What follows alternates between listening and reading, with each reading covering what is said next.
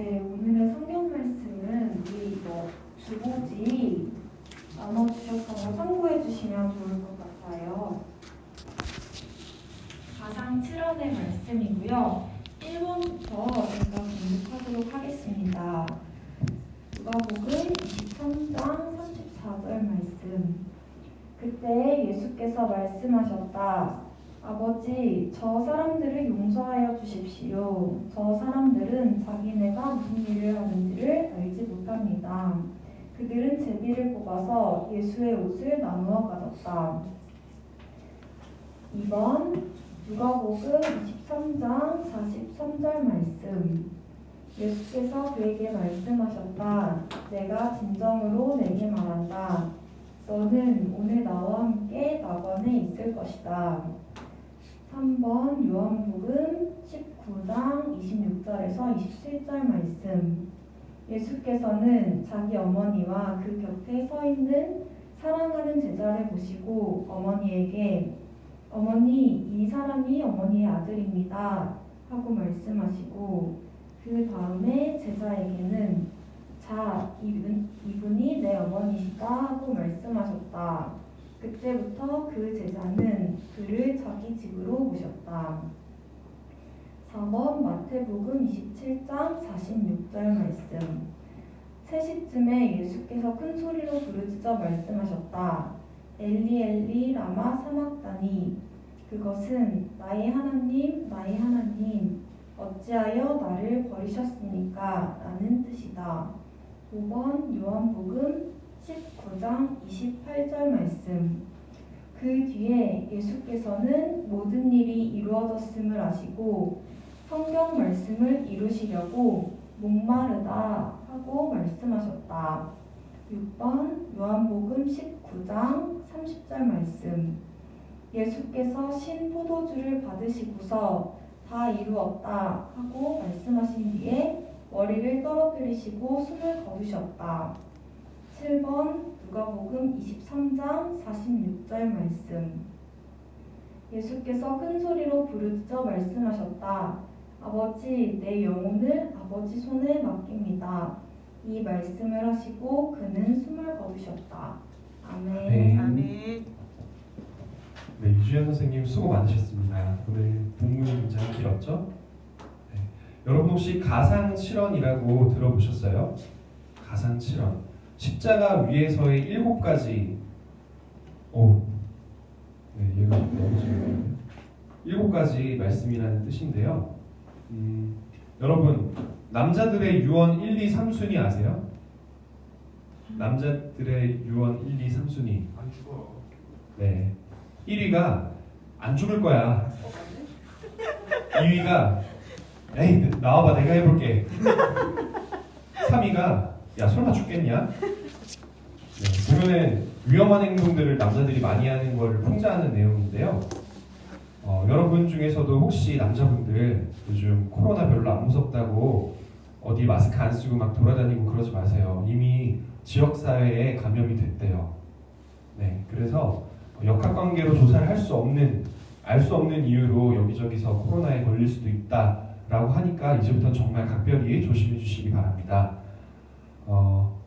유언 얘기를 왜 했냐면요. 오늘 이 가상 실언의 내용도 사실은 유언이에요. 예수님께서 십자가에 달려서 돌아가실 때 이 십자가 위에서 하셨던 7가지의 말씀, 성경에 나와 있는 7가지의 말씀을 가상 실언이라고 합니다. 십자가 위에서의 7가지 말씀. 우리가 현대 사회를 살아가면서 그리스도인으로서 살아가기 위해 열심히 살아갈 때 저지르는 가장 큰 실수 중에 하나가 뭐냐면 하나님의 말씀대로 살아가려고 노력하다가 그 열심 때문에 하나님의 말씀에서 벗어나는 겁니다.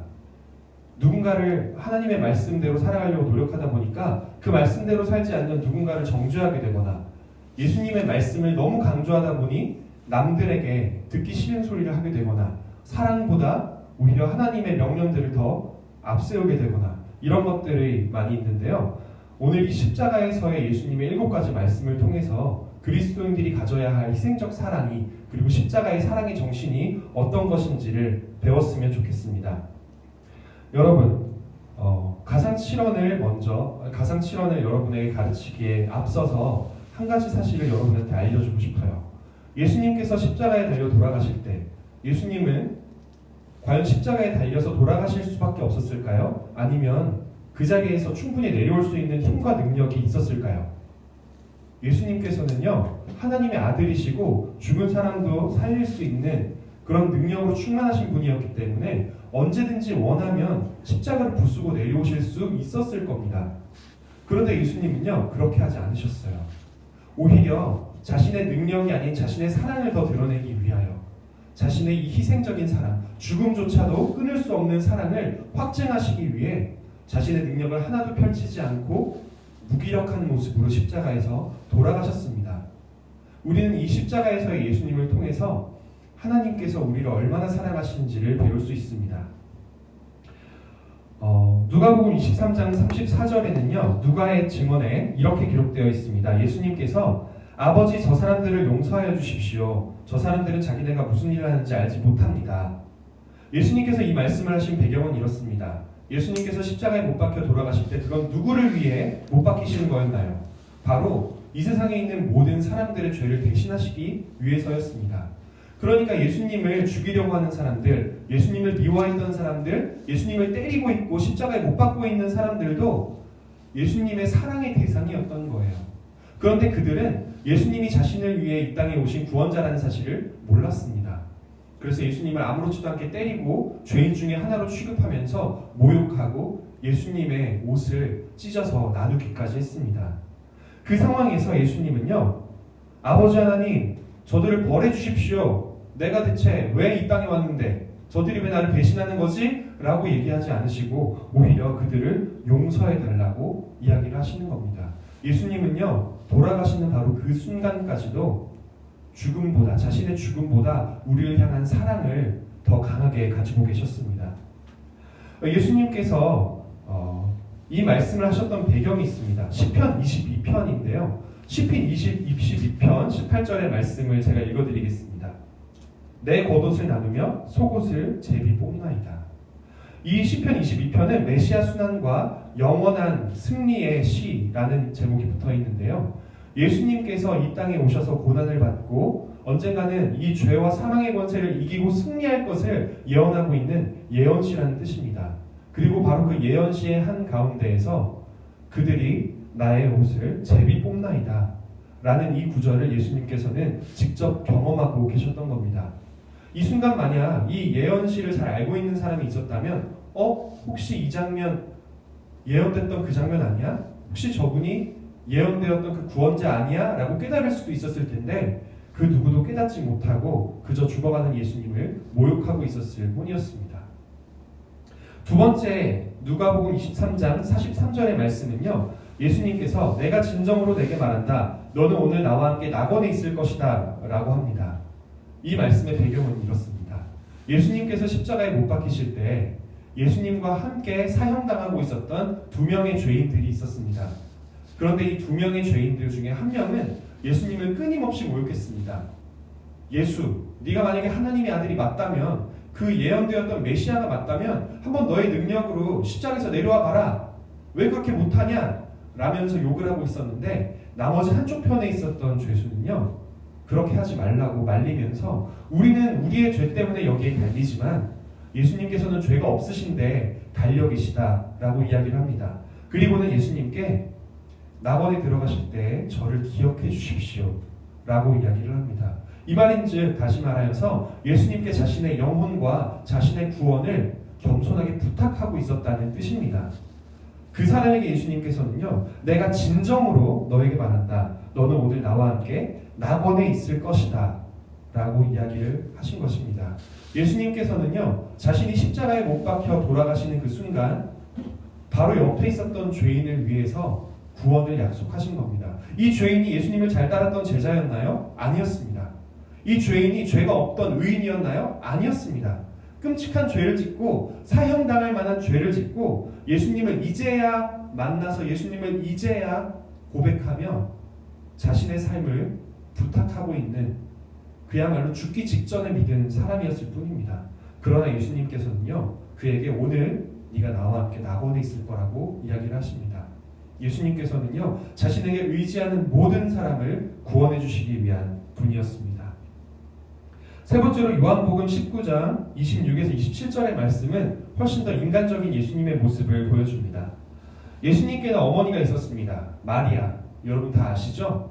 이 마리아에게는 물론 예수님 외에도 다른 동생들이 있었지만 예수님께서는 이 마리아가 자신의 죽음 이후에 당할 고난들에 대해서 걱정했어요. 네가 그 사형당했던 십자가 위에서 저주받은 사람처럼 끔찍하게 사형당했던 그 예수의 어머니지? 라면서 마을 사람들이 조롱하거나 아니면 율법 서기관들과 율법주의자들이 와서 마리아를 못살게 굴고 마리아 그 마을에서 못살게 쫓아내기라도 하면 그 당시에는 여성의 인권이 얼마나 낮았는데요. 혹시라도 마리아가 고생을 하지 않을까 그런 것들을 걱정했던 예수님은요, 자신이 사랑하는 제자 요한에게 자신의 어머니 마리아를 부탁합니다. 그러면서 이렇게 말씀을 하십니다. 어머니, 이 사람이 어머니의 아들입니다. 그리고 요한에게는 마리아를 가리키며 자, 이제 이분이 너의 어머니시다 라고 이야기를 합니다. 이 구절은요, 우리를 구원해 주시기 위한 예수님의 사역과는 관계가 없어 보이기 때문에 많은 사람들이 가상실현에서 굉장히 중요하지 않게 여기는 구절입니다. 하지만 사실 이 장면을 통해서 우리는요, 예수님께서 얼마나 섬세하고도 끈질긴 사랑으로 우리를 사랑하셨는지를 발견할 수 있는데요. 보통 사람들은 자신이 고난을 받고 있으면 남들이 눈에 보이지 않아요. 왜냐하면 내 눈앞에 있는 고통이 남들보다 훨씬 더 커 보이기 때문이죠. 혹시 제가 이 얘기 예전에 수련회 때 했었는데 기억나시는 분 계세요? 군대에 가면 또 군대 얘기하네요. 주영아 미안해. 군대에 가면 야, 네 눈앞에다가 주먹을 이렇게 갖다 대봐라 라고 해요. 주먹을 이렇게 갖다 대고 한쪽 눈을 감으면 앞이 보일까요? 안 보일까요? 안 보여요. 그리고는 이등병한테 이게 네 남은 군생활이야 라고 해요. 앞이 안 보인다고. 그리고 나서 일병이 되면은 손가락을 하나 피라 그래요. 이렇게. 그러면은 진짜 놀랍게도 주먹 사이로 빛이 한 가닥 빛이 보이네? 그러면은 일병한테 그래요. 이게 네 남은 군생활이야. 상병이 되면 손가락을 두 개를 펼쳐요. 그러면은 꽤 보여요. 여러분 채팅창이 보이는데 이러고는 이게 너의 남은 군생활이야. 병장이 되면 이제 앞이 잘 보이기 시작하는 거죠. 이렇게 사람들을 놀려요. 근데 이렇게 놀릴 수 있는 이유는요, 내 눈앞에 있는 이 작은 주먹이 내 눈을 딱 가리고 있으면 저 멀리 있는 어떤 사람보다도 커 보이기 때문입니다. 내 코가 석자라는 말처럼 내가 고통스러우면 남이 보이기 힘든 게 바로 우리 인간입니다. 그런데 예수님은요, 자신이 죽음을 당하고 있는 그 끔찍한 고통의 순간에도 자신보다 남을 더 아끼신 분이라는 거예요. 우리가 예수님의 제자로서 살아갈 때 따라야 하는 십자가의 희생의 태도를 알 수 있는 중요한 구절입니다. 또 네 번째, 마태복음 27장 46절의 구절. 이 구절에서 예수님은요, 아람어로 엘리 엘리 라마 사박다니라고 외치십니다. 이 말은 시편 22편, 아까 설명해 드렸던 메시아의 순환과 또 영원한 승리의 시, 이 시에서 첫 번째 부분입니다. 이 첫 번째 부분에서 나의 하나님, 어찌하여 나를 버리셨습니까? 라고 외치거든요. 이것을 예수님께서는요, 그 당시 사람들의 말로 크게 외치십니다. 어찌하여 나를 버리셨습니까? 여러분, 성경 전체에서 우리는 하나님을 하나님이라고 부릅니다. 그런데 예수님께서는요, 나중에 한번 확인해 보세요. 사복음서 전체에서 딱 이 한 부분 빼고는 하나님을 무조건 아버지라고만 부릅니다. 예수님께는 하나님이 그저 아버지였던 거예요. 나와 가까운 아버지, 나와 모든 것을 터놓고 이야기할 수 있는 아버지, 항상 나와 동행하는 아버지. 그런데 바로 이 한 장면에서만 하나님이라고 부르십니다. 이 순간 예수님은요, 아버지 하나님으로부터 완벽하게 버림받았기 때문입니다. 하나님은 자신을 버린 모든 사람들을 구원하시기 위해 자신과 영원히 함께하고 있었던 독생자 예수님을 버리신 것입니다. 이 십자가의 고통은 예수님뿐만의 고통이 아닙니다. 예수님을 이 땅에 보내셔야 했던, 예수님을 그 누구보다 사랑하시는 아버지 하나님의 고통이자 예수님 안에서 함께 고통받았던 성령님의 고통이기도 합니다. 그리고 예수님을 생각해 보십시오. 이 예수님은 자신의 죄 때문에 돌아가시는 것이 아닙니다. 예수님은요, 오히려 자기가 스스로 죄를 지은 우리들, 그리고 하나님을 배신하고 하나님으로부터 멀리 떠난 우리를 자신의 아버지의 아들, 딸, 그리고 자신의 형제 자매로 삼으시기 위해 자기 자신을 십자가에 내어주신 것입니다. 다섯 번째, 요한복음 19장 28절의 말씀인데요. 예수님께서 잡히시던 날에 떡과 포도주를 가지고 언약을 맺으시면서 이제부터 영원히 너희가 이 떡과 포도주를 먹고 마시면서 너희를 위해 찢긴 나의 몸과 너희를 위해 흘린 나의 피를 기억해라라고 합니다. 이것이 우리가 지키는 성만찬의 유래입니다. 그런데 예수님께서는 이 성만찬을 하면서 이렇게 말씀하셨어요. 내가 포도나무에서 난 것을 이제부터 내 아버지의 나라에서 새 것으로 너희와 함께 마시는 날까지 마시지 아니하리라. 마태복음 26장 29절의 말씀입니다. 예수님께서 십자가에 못 박혀 돌아가실 때 급진한 탈수 상태에 빠지셨습니다. 목이 너무 말라서 사람들한테 물 좀 달라고, 목이 너무 마르다고 외치셨어요. 그러자 옆에 있던 사람이 창 끝에 스펀지를 붙이고는 그곳에 포도주가 오래되어서 식초가 된 것을 묻혀서 예수님의 입에 대어줍니다. 여러분, 목마른 사람한테 식초 줘보셨어요? 병원 갈 거예요, 얻어맞아가지고. 예수님께서 그 식초를 받으셨을 때 예수님 표정이 어땠을까요? 1번 2번 1번, 2번 중에 어떤 것 같아요? 네, 정답은 2번이죠. 네가 감히 식초를? 너는 오늘 나랑 같이 낙원에 있는 게 아니라 지옥에 있을 거야가 아니라 나에게 이 포도나무에서 났던 포도주가 사가버린 이 식초를 갖다 대는 순간 시편 69편 21절의 말씀이 예수님을 떠오르셨을 겁니다. 이 69편 21절에서는요, 그들이 나에게 초를 주고 있습니다. 목마른 나에게 식초를 주고 있습니다. 라고 이야기를 하는 이 예수님의 상황이 예언되어 있거든요.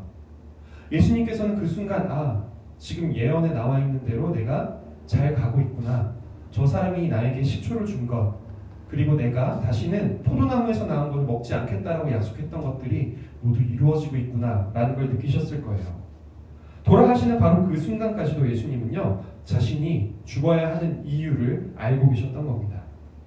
그리고 마지막 6절과 7절의 말씀입니다. 요한복음 6절과 7절이 아니라 6번과 7번의 말씀인데요. 요한복음 19장 30절에서 예수님께서는 그 신포도주를 받으시고서 다 이루었다고 말씀하신 뒤에 숨을 거두셨다고 나옵니다.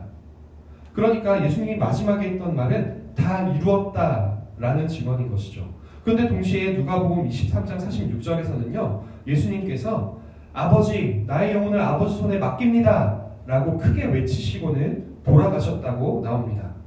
그렇다면 요한의 증언이 맞을까요? 누가의 증언이 맞을까요? 왜 성경에 나와 있는 말인데 예수님이 돌아가시기 직전에 했다는 말이 서로 다르게 나오는 걸까요? 또는 어떤 두 구절 중에 하나가 먼저 했던 말이고 나머지가 정말 돌아가시기 직전에 했던 이야기일까요? 우리가 살펴봐야 할 것은요, 요한은 예수님이 마지막 그 십자가에 달려 돌아가시는 순간까지 마리아와 함께 근처에 가까이에 있어서 예수님께서 속삭이듯이 하는 말까지 들으실 수 있었던 사람이었고, 누가의 경우에는 예수님의 직속 제자가 아니었고 예수님을 멀리서 보았으며 나중에서야 예수님을 믿고자 하는 누군가에게 자신의 증언을 적어서 편지로 주었던 사람이라는 점입니다. 아마도 누가복음에 나왔던 말을 먼저 하시고 다 이루었다라고 하셨을 가능성이 높아요. 하지만 무엇이 먼저인지는 중요하지 않습니다. 예수님이 왜 그 말을 하셨는지가 중요한 것이죠. 요한복음 19장 30절에서 예수님은 자신이 이 땅에서 구원하기 위해서 이루고자 했던 모든 사역을 다 이루었다라는 걸 느끼십니다. 다시 말해서 하나님을 버렸던 모든 죄인 대신 하나님께 버림받았다는 걸 느끼셨다는 거죠. 이제 나에게 남은 것은 사람들 대신에 죽는 일밖에 안 남았구나. 내가 다 이루었구나라는 걸 느끼신 것입니다. 그리고 바로 그 순간 예수님께서는 자신의 영혼을 다시 한번 아버지라고 부르는 하나님께 맡겨드립니다. 여러분 생각해 보세요. 제가 처음에 말씀드렸죠. 예수님께서는요, 십자가에서 언제든지 내려오실 수 있는 능력이 있으신 분이었습니다. 예수님께서는요, 십자가에 이렇게 달려있다가 여러 차례 십자가에서 내려올 수 있었어요. 사람들이 자신의 속옷을 찢어서 나누고 있을 때, 너희가 감히 속옷을 찢어 너희 넘어선 안될 선을 넘었어. 십자가를 붙이고 부수시더니 십자가로 막 주변 사람들을 때리고 내가 메시아야 라고 외치실 수도 있었지만 예수님은 그렇게 하지 않고 자신의 죽음보다도 강한 사랑을 우리에게 보여주시기 위해 무기력한 모습으로 돌아가셨습니다. 그리고 목마르다는 자신에게 식초를 갖다 주는 사람에게 너희가 감히 마지막 순간까지 나를 고통스럽게 해? 라면서 내려오셔서 그 사람을 혼낼 수도 있으셨겠지만 예수님께서는요, 그래, 네가 너의 처한 상황과 내가 왜 이 땅에 왔는지를 모르기 때문에 그런 행동을 하는 거지 라는 끊임없는 긍휼한 마음을 가지고 끊임없는 자비를 가지고 그들을 용서하시고 그들을 위해 돌아가시는 것입니다. 그 무기력함 가운데 예수님께서는요, 자신의 능력이 아닌 이제부터는 하나님의 능력을 의지하십니다. 아버지, 내 영혼을 아버지의 손에 맡깁니다. 여러분, 예수님께서 가셨던 이 십자가의 길은요, 자기 희생적인 사랑의 길이었습니다. 용서와 포용을 하기 위해 그들에게 끊임없이 인내하고 자신을 내어주는 삶이었습니다. 현대사회에서 교회가 많이 욕을 먹는 이유 중에 하나는요, 하나님의 말씀을 지키기 위해 예수님의 희생적인 사랑보다 다른 것들을 더 앞세우기 때문입니다. 율법으로 다시 돌아가고 있는, 복음을 버려버린 교회의 모습이 많기 때문이죠. 분명히 세상에는 성경적으로 봤을 때 많은 죄들이 존재합니다. 그렇기 때문에 그리스도인들은 무엇이 죄고 무엇이 죄가 아닌지를 분별할 줄 알아야 합니다. 하지만 중요한 건 분별이 아닙니다. 분별 이후에 그 죄와 죄인에 대해서 어떻게 반응할지입니다. 그리고 십자가 위에서 예수님은요, 우리가 어떻게 반응해야 되는지를 분명히 보여주셨습니다.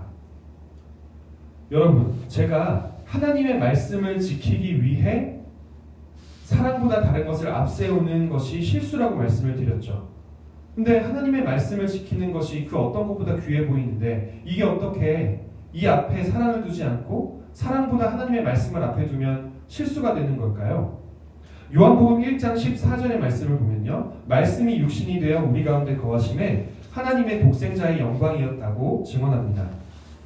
예수님께서는요, 하나님의 말씀이, 하나님의 약속과 하나님의 말씀이 인간이 되어 이 땅에 오신 하나님의 말씀이었다는 것입니다.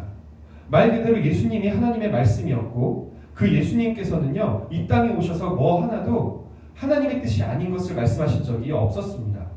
그리고 요한복음 3장 16, 17절에서는요, 예수님이 이 땅에 오신 것을 세상을 미워한 게 아니라 세상을 사랑하셔서 세상을 심판하시기 위해서가 아니라 세상을 구원하시기 위해 이 땅에 오셨다고 분명히 이야기하고 있습니다. 다시 말해 하나님의 말씀이 이 땅에 육신이 되어 온 이유는, 예수님이 이 땅에 온 이유는요, 세상을 구원하시기 위해서였다는 것이죠. 인간이 죄를 지었을 때 십자가에 못 박힌 것은 인간이 아니라 참 하나님이신 예수님이셨습니다. 십자가에 못 박힌 것은요, 예수님의 몸을 조롱했던 사람들이 아니라 오히려 예수님의 몸을 찢겼던 그 사람들이 아니라 그냥 예수님의 몸이었습니다. 왜 예수님의 몸 된 교회가 십자가에 달린 하나님의 아들을 선포하고 복음을 선포하는 것이 아니라 십자가에 세상 사람들을 매달려고 노력을 하는 것일까요? 요즘 그런 교회들이 많기 때문에 어쩌면 교회들이 욕을 먹는지도 모르겠습니다. 하지만 로마서 5장 8절에서 성경은 이렇게 증언합니다. 우리가 아직 죄인일 때 그리스도께서 우리를 위해 죽으셔서 하나님께서 우리를 위한 사랑을 확증하셨다. 그 사랑은 우리가 많이 부르는 찬양 가사처럼 죽음도 생명도 천사도 하늘의 어떤 권세도 이 세상의 어떤 힘도 끊을 수 없는 영원한 사랑이었습니다. 우리가 아직 죄인일 때 그리스도께서 우리를 위해 돌아가셨다면 그리스도의 몸인 교회는 어찌하여 아직까지 죄인인 세상을 그렇게 먼저 사랑하지 못하는 걸까요? 우리는 성만찬을 생각하며 예수님을 떠올릴 수 있어야 합니다. 예수님께서는 세상을 먹이시기 위해, 세상을 구원하시기 위해 자기 몸과 피를 주셨습니다. 우리가 구원받고 그리스도인으로 살아갈 수 있는 이유는요, 그렇게 우리가 죄인일 때 예수님이 자기 몸과 피를 먼저 주셨기 때문이에요. 그리고 성경은 우리를 분명히 그리스도의 몸된 교회라고 표현합니다. 그렇다면 이 세상이 고통당하고 있을 때 교회가 고통받아야 할까요? 아니면 교회가 세상을 고통스럽게 해야 할까요? 누가복음 6장 41절에서 예수님은요, 율법주의자들에게 너희 눈에 있는 들보를 보지 못하고 왜 사람들에게 그 눈에 있는 티를 빼라고 이야기하느냐라고 말씀을 하십니다. 또 마태복음 12장 34절에서 이 율법을 따라서 살아가기 위해 사람들을 정죄하던 사람들, 스스로 죄인임을 깨닫지 못하고 다른 사람들의 죄만 깨닫게 하던 사람들을 독사의 자식이라고 부르십니다. 예수님께서는 실로 이 세상에 있는 모든 사람들을 사랑하셔서 이 땅에 오신 분이십니다. 하지만 예수님께서 미워하는 사람이 있습니다. 그것은 바로 스스로 회개하지 않고 남들을 미워하는 사람들입니다. 우리는 복음으로 구원받아 십자가의 길을 따르는 제자들입니다. 우리가 예수님의 이 십자가의 길을 따라갈 수 있었으면 좋겠습니다. 남을 정죄하는 것이 아니라 죽기까지 자신을 내어주신 예수님처럼 우리가 세상을 먼저 사랑하고 먼저 나아가서 그들에게 진리를 전하고 복음을 전하고 예수님과 만날 수 있게 인도해주는 그런 저와 여러분이 되었으면 좋겠습니다. 우리 함께 기도하겠습니다. 사랑의 주님, 주님께서 십자가에서 마지막으로 우리에게 남기셨던 그 7가지 말씀을 나누었습니다.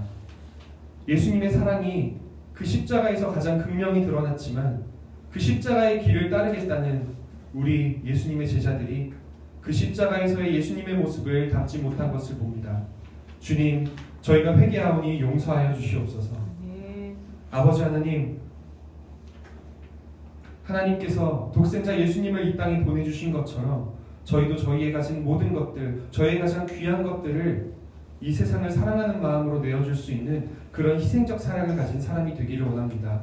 주님, 그 사랑을 닮아서 우리가 하나님의 형상을 회복하게 하여 주시옵소서. 아멘. 그리고 성령님, 주님의 몸된 교회가 이 땅에 있습니다.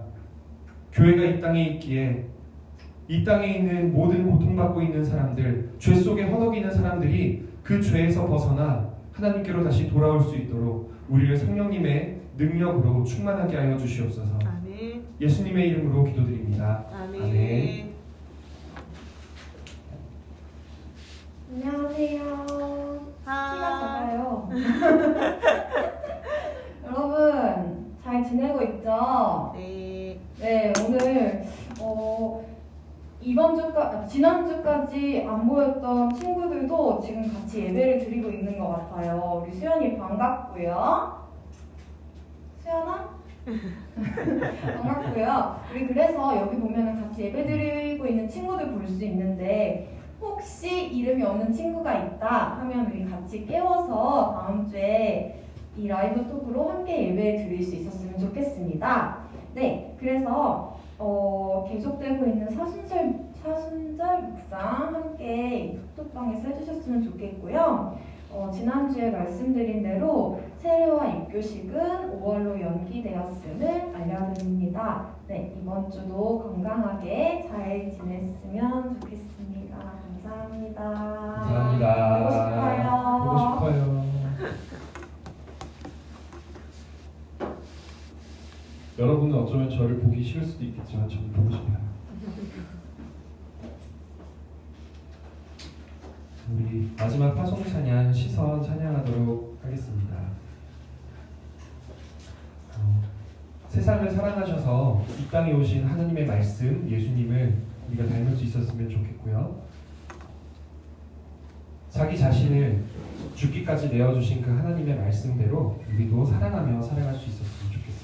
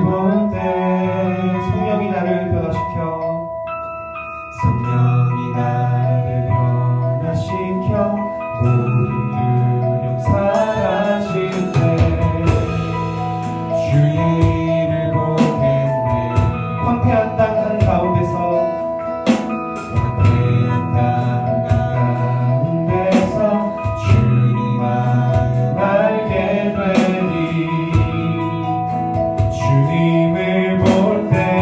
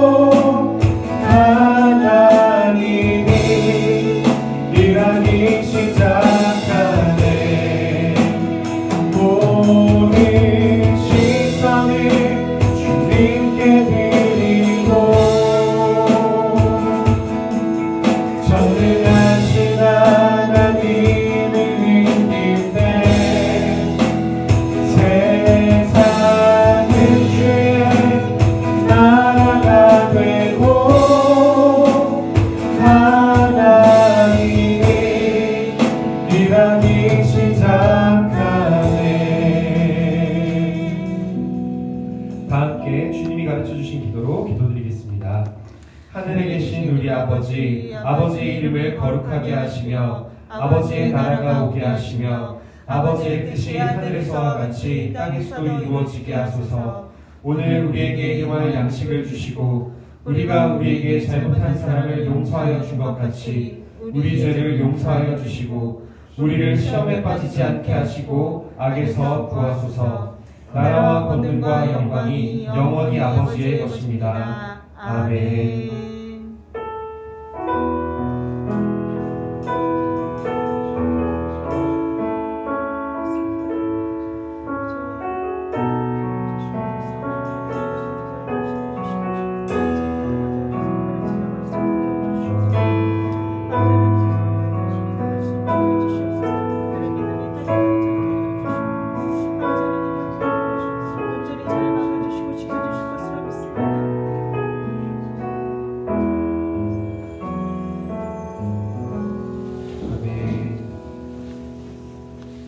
우리 같이 인사할까요?